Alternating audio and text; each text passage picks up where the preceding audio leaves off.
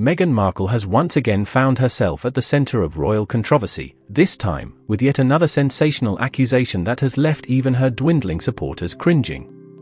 According to reports, Meghan is now dragging the late Queen Elizabeth II into her favorite subject of manipulation and victimhood, pregnancy. It seems there is no line too sacred, no memory too revered, and no royal legacy too untouchable for Meghan's endless campaign of grievance and self-promotion. The so-called pregnancy accusation against the Queen marks a new low in Meghan's long-running saga of self-importance. Time and time again, she has weaponized her private life, twisting intimate moments into tools for public sympathy. Now, to allegedly tie her personal narrative of pain to the late monarch, a woman globally admired for her restraint and duty, reveals the astonishing arrogance at the heart of Meghan's mindset. It's not enough that she's distanced herself from the royal family, she must continually drag their names through the mud to remain relevant. It's remarkable how predictable Meghan's playbook has become. When her public image begins to fade, a new revelation suddenly emerges, always framed as shocking, emotional, and deeply unjust.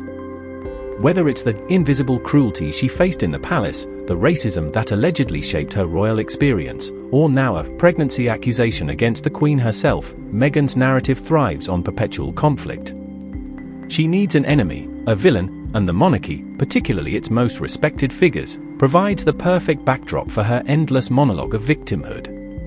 Let's be clear, there's no evidence that the late Queen ever acted maliciously toward Meghan.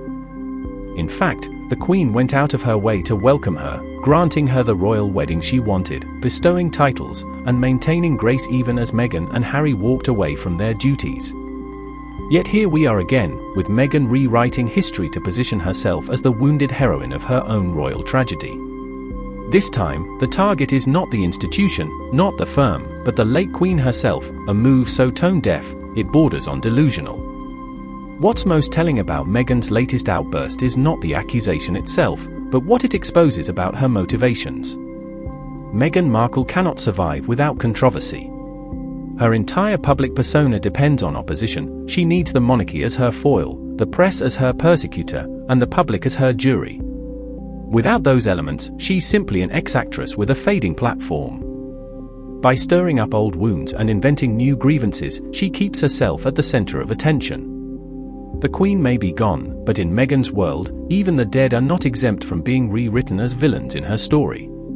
The idea of Meghan turning something as personal and sacred as pregnancy into a battleground for accusation is beyond tasteless, it's exploitative. Motherhood should have been her moment to rise above drama, to show grace and perspective. Instead, she's using it to settle imaginary scores. Every time Meghan opens her mouth about the royal family, she manages to diminish her own credibility further. The tragedy here isn't what the Queen supposedly did or didn't do, it's how Meghan continues to weaponize her own experiences for attention, long after the world has grown weary of her script. Even those once sympathetic to Meghan's outsider narrative must now question her motives. Why attack the memory of a monarch who can no longer defend herself? Why keep rehashing grievances when she claims to have moved on to a life of peace and purpose? Because, simply put, peace and purpose don't sell.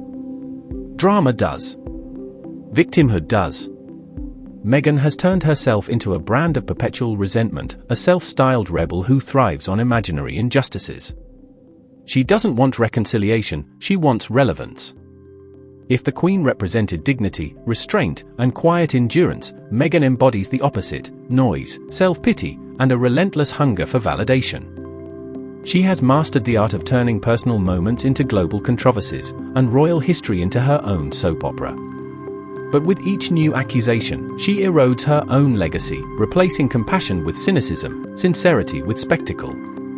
The late Queen endured wars, scandals, and family crises with composure.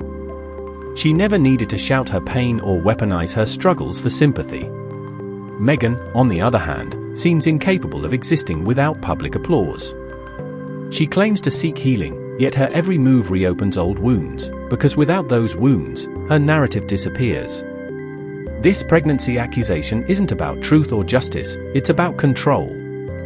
Meghan wants to control the royal story, to dictate how history will remember her, not as a failed duchess, but as the misunderstood heroine wronged by the establishment. But history has a funny way of sorting truth from theatre. The Queen's legacy remains one of service, unity, and restraint, qualities Meghan has never shown interest in understanding, let alone embodying. The contrast between them couldn't be sharper. The Queen earned respect through silence, Meghan demands it through scandal. If Meghan truly believes she can rewrite royal history by dragging the late Queen into her melodrama, she's gravely mistaken. The British monarchy has survived wars, abdications, and betrayals far worse than the tantrums of an ex-duchess. What Meghan's latest accusation proves is not the cruelty of the crown, but the desperation of a woman who cannot accept life outside its shadow. So yes, Meghan's new pregnancy accusation may dominate headlines for a few days, but at what cost? Every time she opens her mouth, she trades another piece of dignity for attention. The Queen once said, "Grief is the price we pay for love." In Meghan's case, scandal is the price she pays for relevance.